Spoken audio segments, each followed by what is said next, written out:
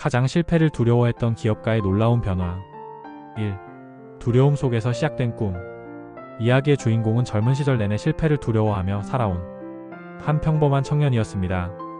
그는 항상 조심스럽게 행동하며 잘못된 선택을 하면 모든 것이 끝난다는 생각에 사로잡혀 있었습니다.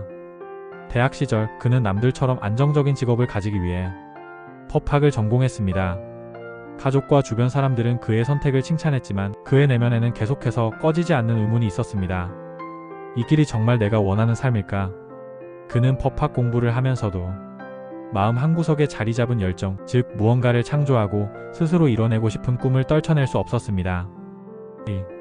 첫 번째 시도 그리고 좌절. 그는 결국 자신의 내면을 따라 한 스타트업의 창업 멤버로 합류했습니다. 새로운 아이디어를 실현할 기회에 흥분했지만 막상 일을 시작하자 그를 짓눌렀던 건 바로 실패에 대한 두려움이었습니다. 팀원들이 혁신적인 아이디어를 내놓을 때마다 그는 조용히 뒤로 물러서며 이렇게 말했습니다. 위험해 보여. 괜히 망하면 어떡해. 그의 소극적인 태도는 팀의 사기를 떨어뜨렸고 결국 회사는 첫 프로젝트에서 큰 실패를 경험했습니다. 이후 그는 자책감에 시달리며 창업팀을 떠났습니다.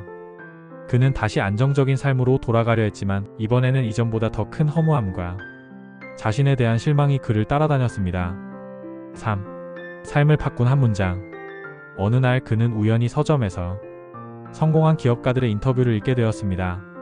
그중 한 문장이 그의 가슴을 강하게 때렸습니다. 실패는 성공의 반대가 아니라 성공으로 가는 과정이다. 그는 책을 덮고 깊은 생각에 잠겼습니다. 나는 실패를 피하려 했지만 그것이야말로 진짜 실패를 만든 게 아닐까. 그날 이후 그는 인생에서 다시 한번 도전하겠다는 결심을 하게 됩니다. 4.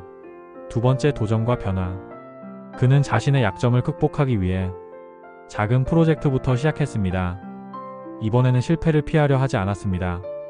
오히려 실패를 학습의 기회로 받아들이기로 결심했습니다. 그는 친구들과 함께 소규모 IT 서비스를 개발하며 시장에 선보였고 처음 몇 달 동안은 전혀 반응이 없었습니다. 그럼에도 그는 이렇게 말했습니다. 우리가 지금 무엇을 배울 수 있는지가 중요해. 이런 태도 변화는 팀원들에게 긍정적인 영향을 주었고 팀은 더 나은 아이디어와 개선된 서비스를 만들어갔습니다.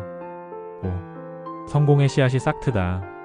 몇 번의 시도 끝에 그들이 개발한 서비스가 소규모 커뮤니티에서 주목받기 시작했습니다.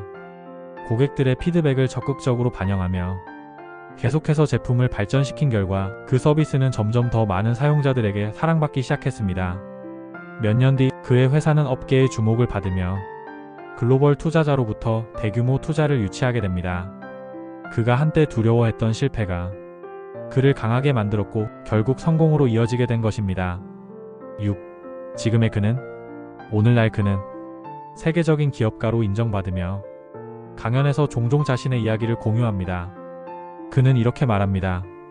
실패는 내가 두려워할 대상이 아니라 내 꿈으로 가는 가장 중요한 스승이었다. 7. 엔딩 메시지. 실패를 받아들인 순간 진정한 성공의 문이 열렸다. 이 이야기는 우리에게 두려움에 사로잡히지 않고 작은 한 걸음이라도 내딛는 용기의 중요성을 가르쳐 줍니다. 실패는 끝이 아니다. 그것은 시작에 불과하다.